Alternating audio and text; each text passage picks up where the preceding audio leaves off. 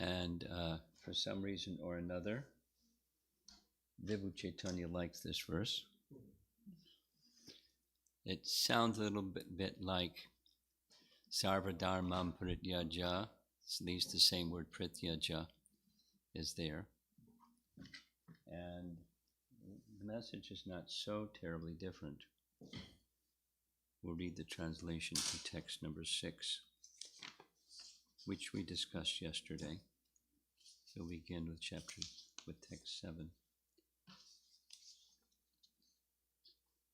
Here's translation for text 6. Now you should completely give up all attachment. This doesn't say dharma, it says to your personal friends and relatives, and fix your mind on me. Sneham svajana bandhushu mai avesha manak samyak. Samyak, completely fix your mind on me. Samadrik. Thus, being always conscious of me, you should observe all things. Samadrik vishcharasva gam. Equal vision. Observe all things with equal vision. Equal vision doesn't mean you don't discriminate between one thing and another thing, but you don't hold attraction, repulsion on the material side. You can still see proper conduct, improper conduct, and so forth. You have moral compass, but you don't feel affinity towards something and dislike for something. Anyway, this is a standard characteristic of the Brahmabhuta stage, the spiritually conscious stage, and Tvam tu sarvam prityaja sneham svajana bandhushu, the extreme kind of attachment, over-attachment to the temporary and things related to the temporary, including friends and svajana. So we're going now to text 7. The translation reads, My dear Uddhava, the material universe that you perceive through your mind, speech, eyes, ears, and other senses is an illusory creation that one imagines to be real due to the influence of Maya. In fact, you should know that the objects of the material world, material senses, are temporary. So this philosophical point is a big deal. Like, what the world that we see, what is it? Is it real? Is it not real? Of course, we know impersonalists literally say it's false. And the Bhagavatam also speaks of the rope and the snake kind of example. It's a long discussion. I like Madhva's view. In order to mistake a rope for a snake, there are certain prerequisites. There must be a real rope. There must be a real snake. You must have had experience of a snake. You must have had experience of a rope for you to mistake one for the other. Just to dismiss it and say it doesn't exist is not proper. It goes counter to logic. So what do we say if it's false? It's temporary. So let's see what the commentary says. Here's Bhakti Siddhanta's really quick gloss of Vishwanath Chakravarti Thakur's commentary. The question may be raised, quote, what kind of equal vision?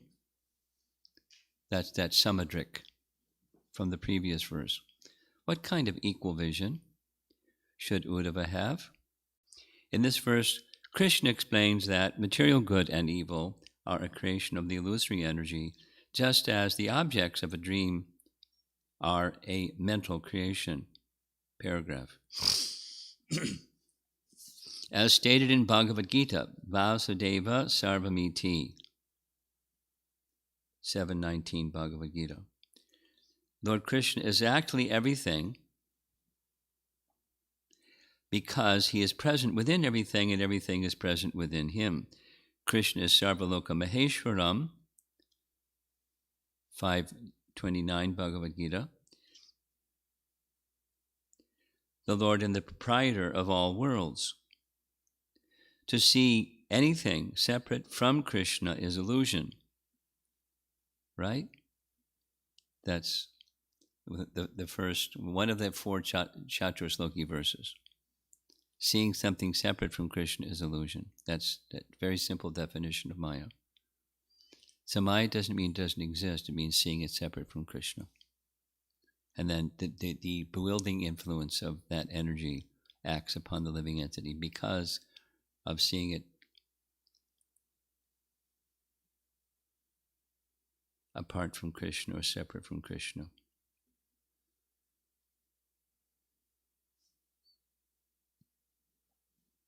Attraction to any kind of material illusion, either good or bad, is ultimately useless, since it obliges a living entity to continue wandering in the cycle of birth and death. Paragraph. Path of liberation requires this kind of detachment, seeing that's temporary and perishable. Seeing, hearing, smelling, tasting, and touching constitute the activities of the five knowledge-gathering senses. Similarly, the voice, hands, legs, arms, and genital constitute the five working senses.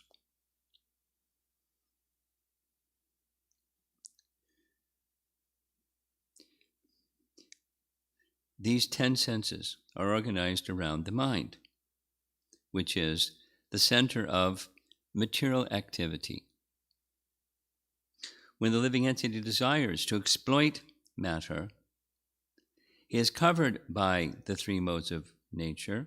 Thus, he concocts different philosophical, political, and social explanations of reality, but never understands the absolute truth, Lord Krishna, who is beyond the contaminated perception of the material senses. One who is entangled in the network of material designations, such as race, nationality, sectarian religion, political affiliation, etc., is absorbed in the experience of combining his body and other bodies with material sense objects, thinking these sense objects to be the sources of happiness and satisfaction. Unfortunately, the entire material world, along with the senses that experience it, is a temporary creation that will be annihilated by the time potency of the Supreme Lord. Despite our foolish hopes and dreams, there is no actual happiness on the material platform. The real truth is not material, nor is it temporary. The real truth is called Atma, or the eternal soul, and among all eternal souls, one is supreme. He is called the personality of Godhead, and in his original form, he is known as Krishna. The knowledge-gathering process culminates in perception of the inconceivable transcendental form of Krishna. One who is not perceiving Krishna in everything, and everything in Krishna, is undoubtedly on the platform of mental concoction. In this verse, Lord Krishna warns Uddhava to remain clear of this illusory platform of existence. Very clear. Quite, it's philosophy, but it wasn't crunchy. It was smooth. Here's Bhaktisiddhanta's purport. Short. Any information received from this material body, which consists of the five knowledge-acquiring senses, five working senses in the mind, is limited and destroyed by time because of its temporary nature. The spirit soul, coming in contact with the material body, develops material designations and desires the insignificant enjoyment that is associated with this temporary material world. As a result of this misconception, he is bereft of the service of the Supreme Lord.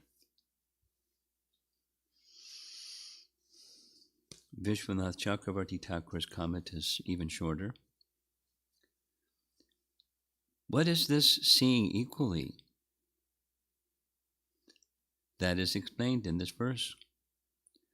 What you perceive by the mind and senses in the waking state is equivalent to what is made of Maya, and what you perceive in the dream state is equivalent to what is produced by the mind. Really concise. This verse 11.7.7 is referenced in Jiva Goswami's commentary on a later verse in this Uddhava Gita 11.12.16, which reads, Uddhava said, "O Lord of all masters of mystic power, I have heard your words, but the doubt in my heart does not go away. Thus my mind is bewildered." And then later, "My doubt is not dispelled. You previously said that I was qualified for karma by saying Mayi Sarvani Karmani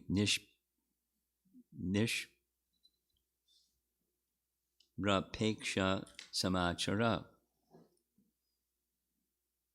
With disinterest, give up all karmas, give all karmas to me." Previous to that, you said 11.7.7,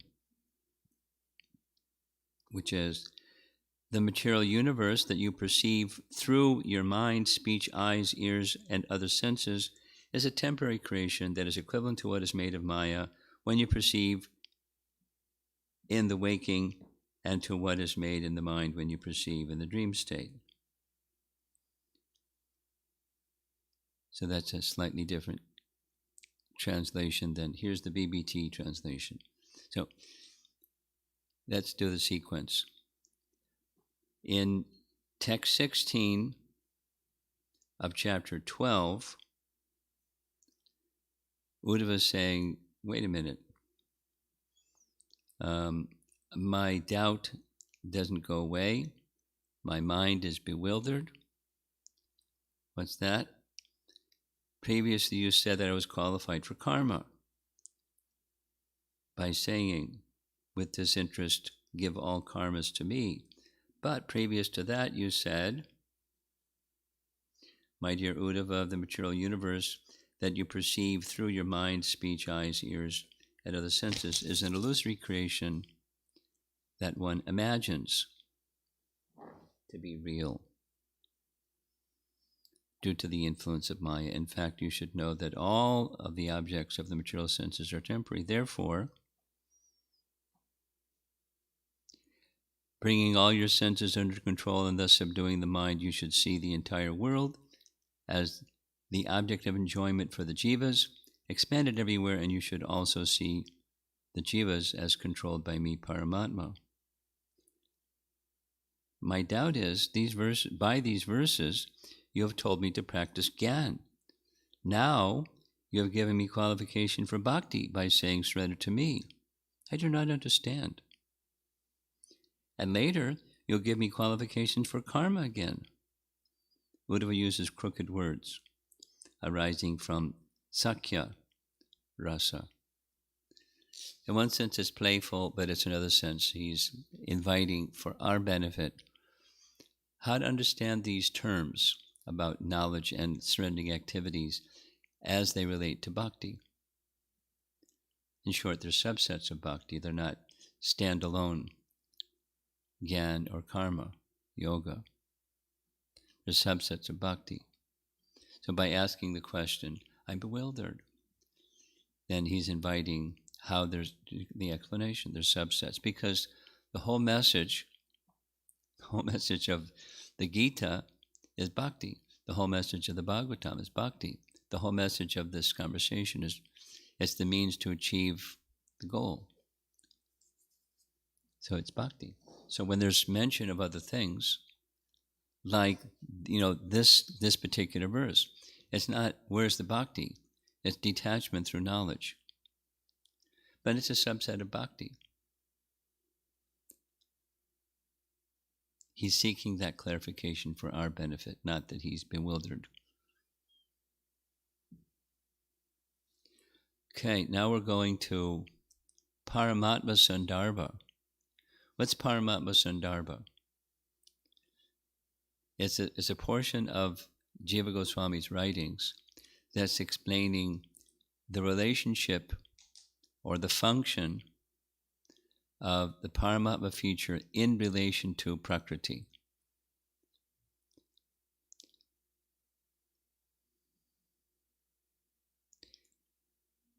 Immediately following Paramatma Sandarbha comes Bhagavad Sandarbha, following Bhagavad Sandarbha comes Krishna Sandarbha, so it's kind of like a ladder in sequence, and it's natural.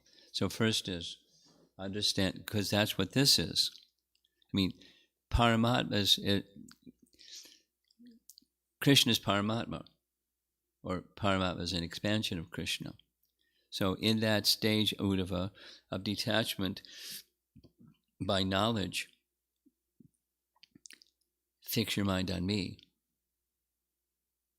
And then as you fix your mind on me, engage in my devotional service. It's the same as the process described for Satya Yuga, the process of meditation upon Paramatma. It's to set one in place, in position where one can be fully engaged in devotional service. It's not that's it. Just do meditation. Sit in meditation is part of, but it leads to devotional service. So this is one Anuchhed with 11 parts. Jiva Goswami is like a super lawyer building a case. Some thinkers do not accept the existence of the Supreme Personality of Godhead and his expansion as the Supersoul. They say that this material world is only an illusion. However, thinkers who know the truth about the Supersoul declare that the material world is real. This is affirmed, that's certainly Madhva's teaching, in direct contradiction to Shankara's teaching.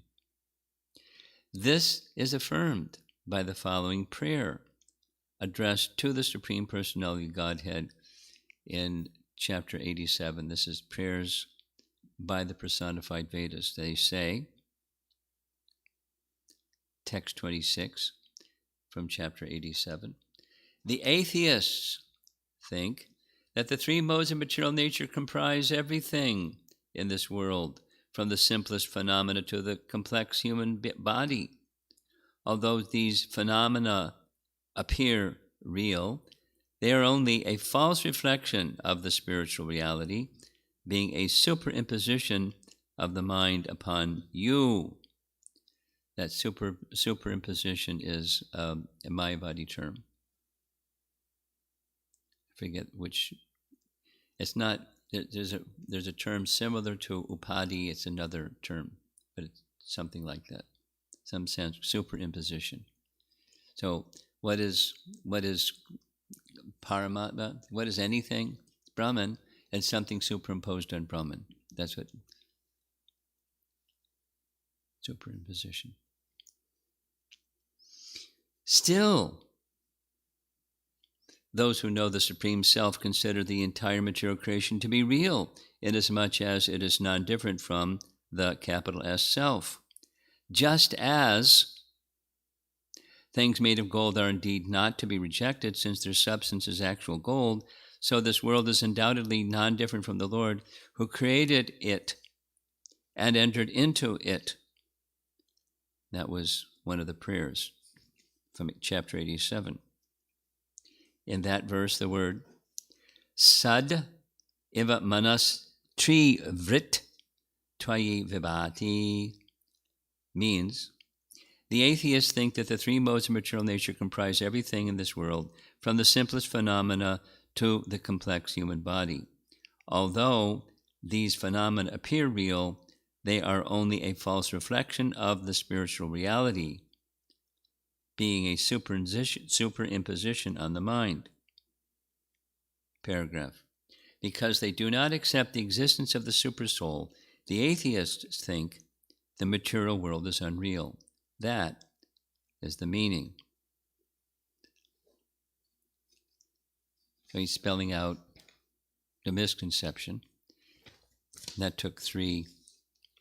The atheists declare that this material world is an illusion created by the 3 modes, or else they think the material world is a figment of the imagination. So it's either the senses or the mind, but either way it's an imagination or an imagination. This is described in the following statement of Srimad Bhagavatam. Here's our verse. Quote, this is 10.7.7. The material universe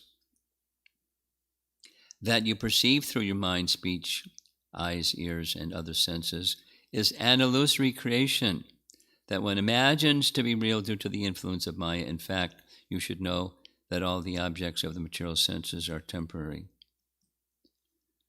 So we're halfway done with this particular selection from Paramatma Sandarbha.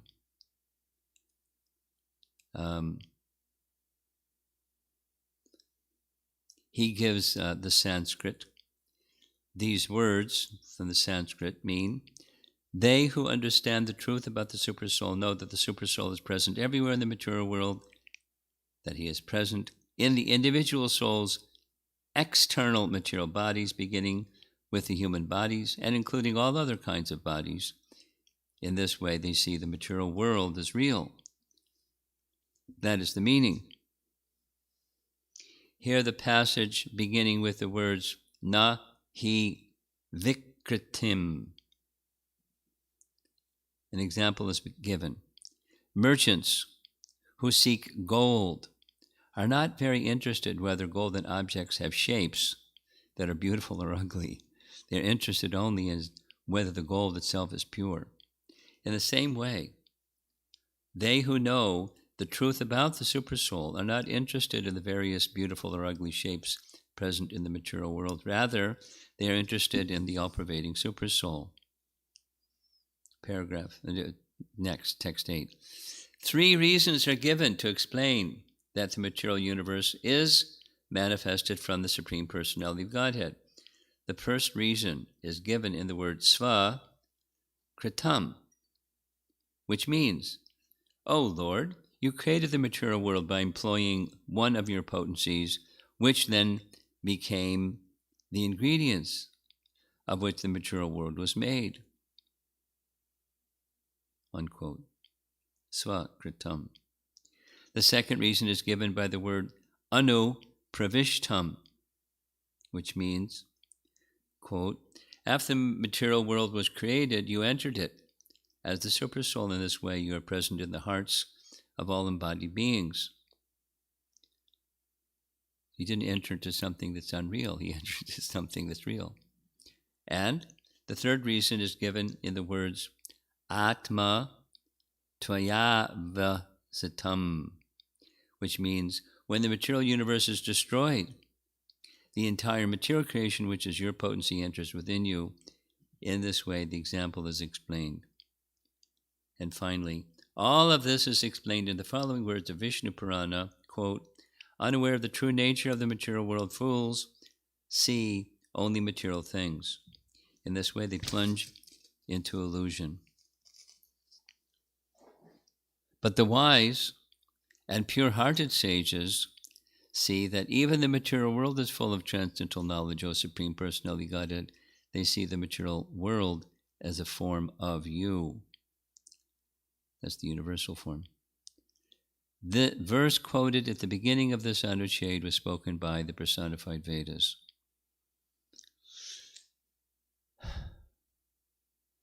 The philosophical point, it's very practical, is this place real or not?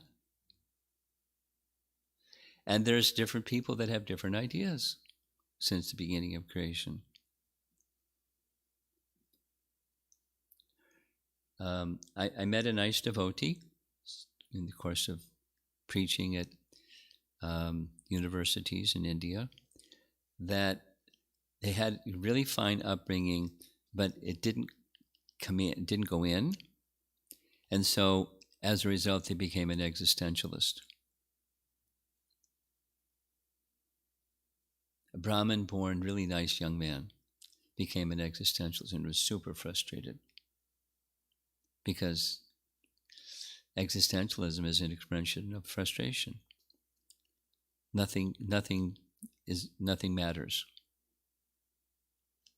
I just exist, that's all. And nothing is real, nothingness. I exist. It's not total voidism, but I exist and nothing matters. So we spent some time, because when I was in high school, I studied French, so I had to read Camus' The Stranger in French and give a book report. So, I explained to him, this is Camus' position. And the whole story is that the person, part of the deal is, he didn't like something, so he went and killed somebody, because nothing matters anyways. Then he was arrested, put in jail, and nothing matters. Nothing matters. Just I exist. And, out of his frustration, he drove his car off a cliff, and that's how he died. Because nothing matters. There's no meaning to life. Whew. And so when this particular devotee came to hear there is something that is real, so it's important to have our bearings on how real do we take stuff. Anyway, and if we take it as all in all, or we take it as doesn't exist, or somewhere in between, we become attached to it, and it causes misery. We become absolutely detached from it, it causes misery. So how do we get the right understanding? This is what Krishna is preparing Uddhava to come with him. We heard earlier. He's qualified, let him stay for some time and preach, carry this message. But you will then come to me. So it's a little bit, it's not the same, but it's a little bit like Vishnu to Dhruva. You rule for whatever it was, 36,000 years, then you can go to Vishnu Loka. And so when you're there for 36,000 years, you can give good leadership as the king.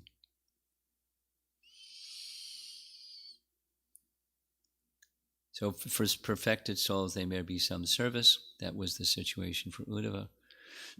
And part of that is to give us the teaching so we can understand how to prepare ourselves for the spiritual world. You have to have a proper bearing on what the material world is. Not trash it, and not become overly attached to it. But see it for what it is. Here's further. This is Raghava Pandit Goswami. During the Govardhan Parikrama, you'll hear about him again.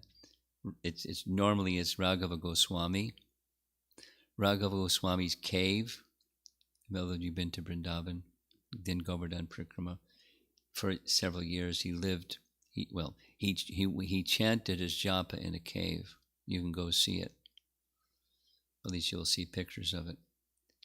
And one of the things that he did was he gave a tour of Govardhan Hill to Srinivasacharya and Narottam Das Thakur, who became very attached to Govardhan Hill. But he also wrote a book, Sri Hari Bhakti Ratna Prakash. So this topic is touched by him. It's really far out. The passage that we'll be discussing is really far out. Whatever you see in the material world, which is filled with moving and non-moving living entities, is like the dream of a person fast asleep. At the end of the kalpa, whatever is in this universe will be destroyed. Next text. This is also confirmed by the Supreme Lord Vasudeva, who said to Uddhava, 1177, my dear Uddhava, the material universe that you perceive through your mind, speech, eyes, ears, and other senses is an illusory creation that one imagines to be real due to the influence of Maya. In fact, you should know that all the objects of the material senses are temporary. Conclusion: everything in this material world is composed of the illusory potency Maya. By the process of meditation, one should worship the eternal, formless, emotionless, and non-material Supreme. This is confirmed in the Vishishta Ramayana by the following words of Vishishta Muni to Sri Ramachandra. Quote, the Supreme Godhead is the all-pervading effulgent soul that is at once everything that exists, the creator of everything, the controller of everything, and never touched by the material world, which is its creation. So we're getting, it's just one of those things. You get Sambandha Gyan when you read scripture. And part of the purpose, the major purpose of Sambandha Gyan is to know how to navigate the territory of devotional service. Supposing you don't have a proper understanding of Sambandha Gyan, then you can think you're doing devotional service or something, and it's part of the illusory energy. So this is a long section, obviously. Uddhava Gita from chapter 7 to chapter 29. It's a long portion, but it's a very important one. We'll say it again. Bhakti is the focus to prepare us, or not that Uddhava is, an uneducated bhakta and needs a bhakta class, but he's feeling very transcendental feelings in relation to Krishna's departure. Krishna is going to be departing, and he wants Uddhava to be safe. He wants him to be qualified to give teachings that will help people become free from unnecessary misery, and give those teachings to the sages in Badrikashram. And he feels, Uddhava is going to leave. Krishna is going to tell him, now I've instructed you, take these teachings and go. Well, you're going to leave, but I'm giving you instruction, take these teachings and go. And so he goes. But then he comes back. One more time. Krishna instructs him. Okay, so here's the beautiful image. Oops. This is way ahead of time. We'll have to go back. We'll just stop there. Let's see if there's some discussion. Is the world real or false or temporary, or what is it?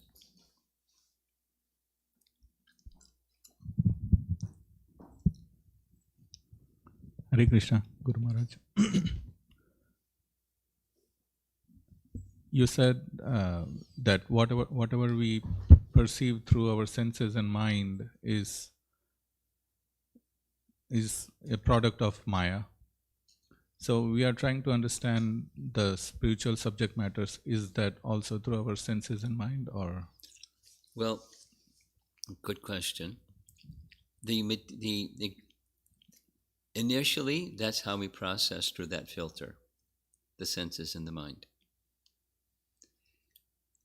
However, Because the sound vibration coming from proper source is all spiritual. It acts to purify and spiritualize both the mind and senses. And so it gives us direction how to get to a proper understanding, and thus a proper, beyond Maya, through that sound vibration. It gives us a place of shelter, a transcendental shelter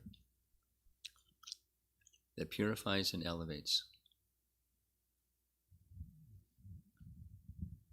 So is it okay to understand that as we as we progress, the mind and senses will become purified and elevated? Yes. The degrees of elevation, yes, spiritualization. Absolutely. Okay.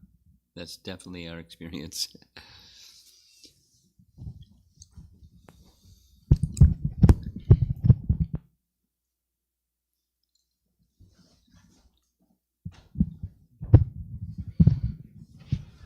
Thank you, Maharaj, for the class.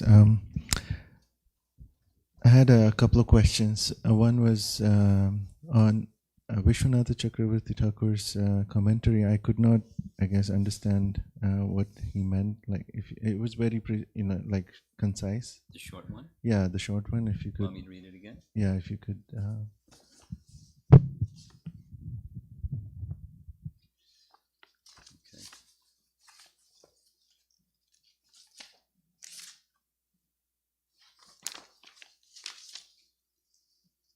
What is this? Seeing equally. That is explained in this verse. What you perceive by the mind and senses in the waking state is equivalent to what is made of Maya,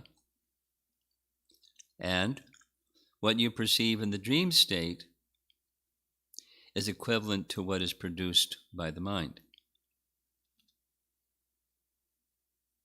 It's a fabrication of the mind. Dreams. Doesn't mean it doesn't exist,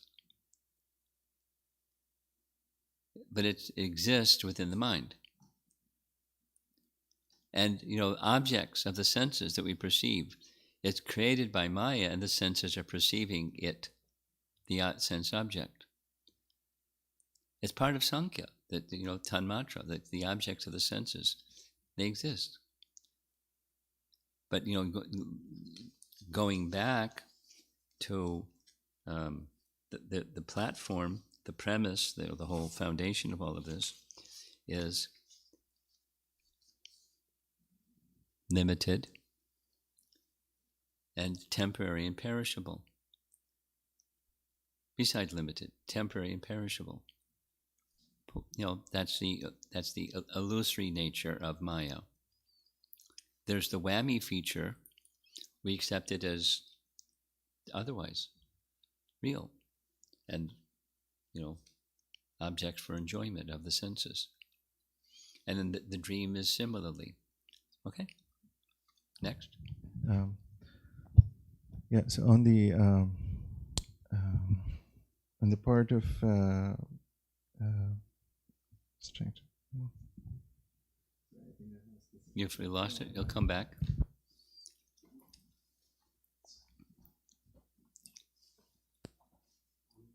Online? Yes?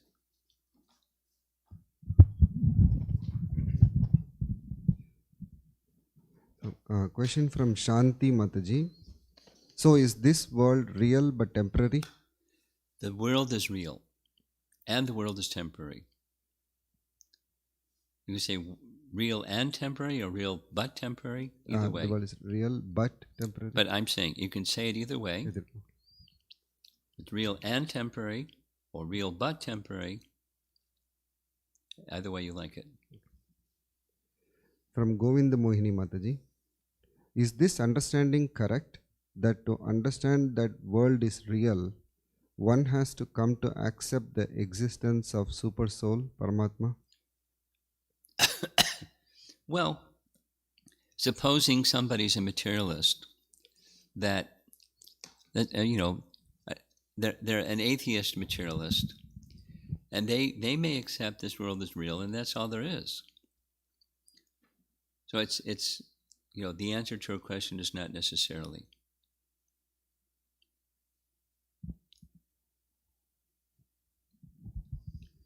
Question from Sri Radhika Mataji.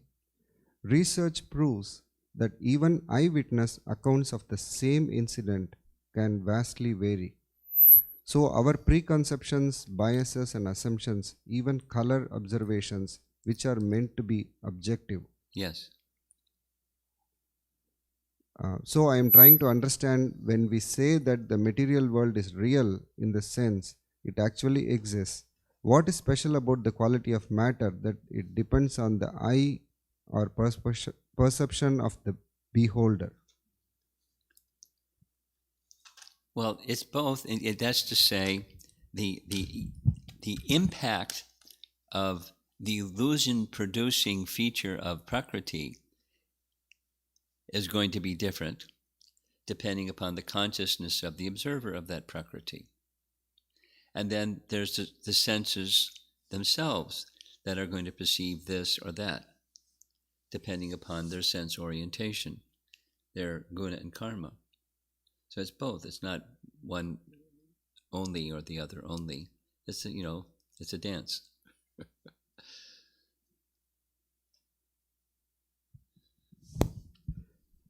Question from Snehavalli Mataji.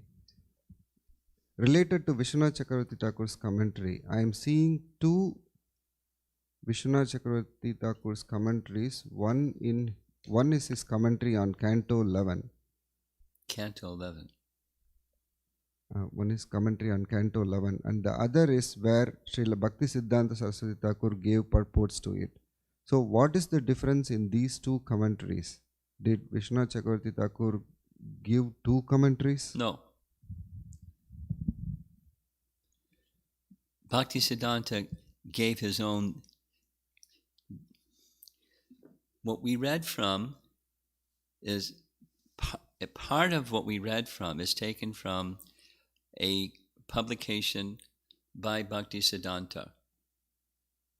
In Bhakti Siddhanta's publication, he has his translation of the verse, he has his summary gloss of Vishwanath's commentary, and he has Vishwanath's commentary. So there's the distinction. If I've understood the question correctly, there's the distinction. Bhakti Siddhanta is making his own, simplified gloss or summarization of what Vishwanath is saying. Question from Uddhava Bhakta Prabhu. What is the difference between Mayavadi's term Maya and our term illusory energy in relation to this world? They say it doesn't exist. It gets into a long discussion on what does mithya mean. They say it just doesn't exist. It's a upadi upon Brahman, and that upadi upon Brahman, the superimposition upon Brahman, doesn't exist.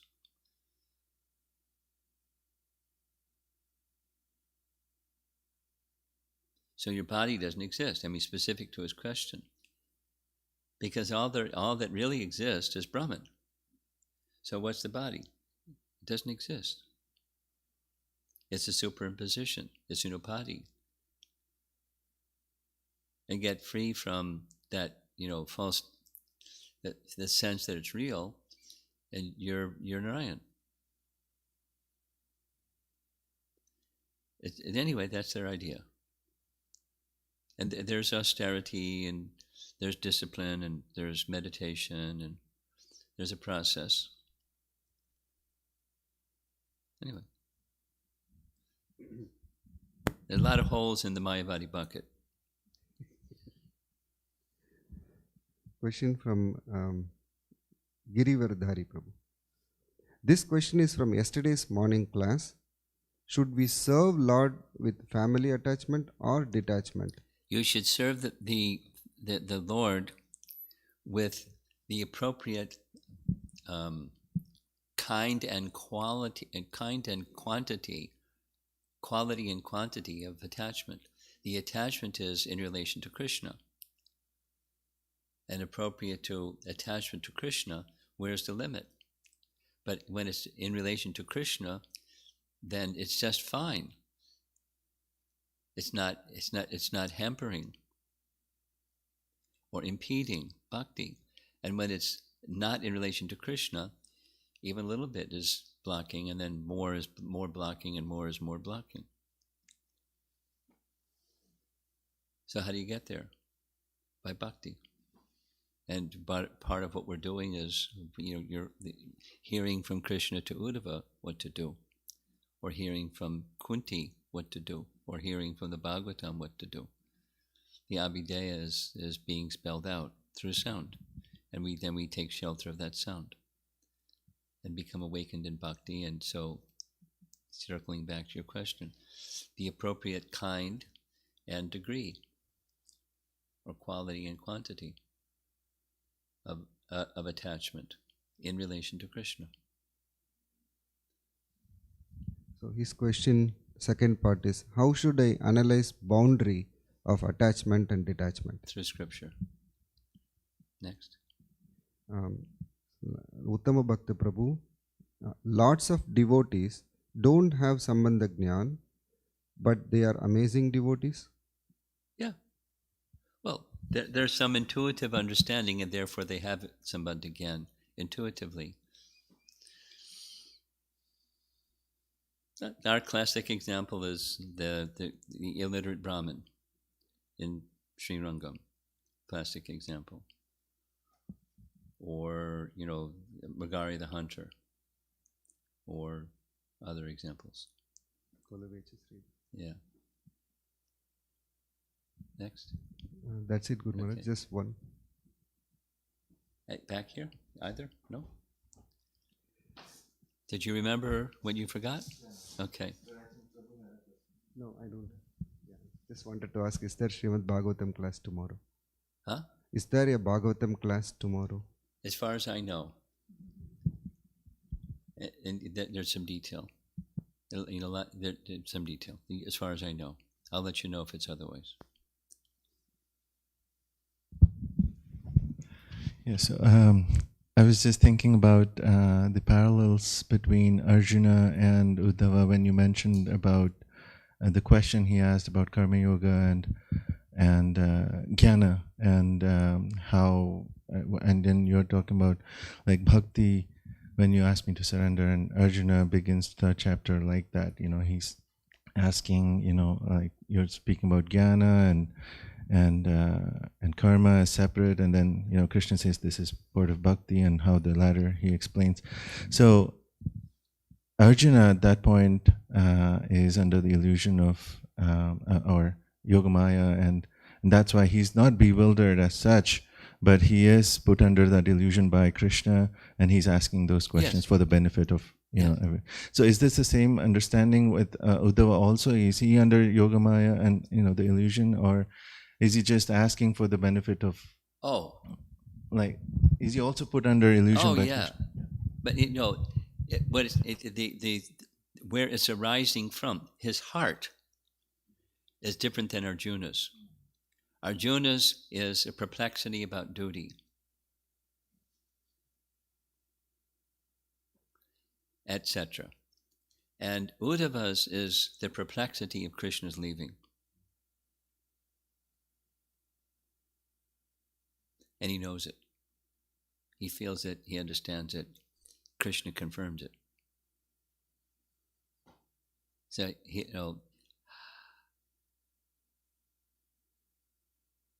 so now he's putting his composure back together so that he can carry forward with some service, which is a duty assigned by Krishna to Uddhava.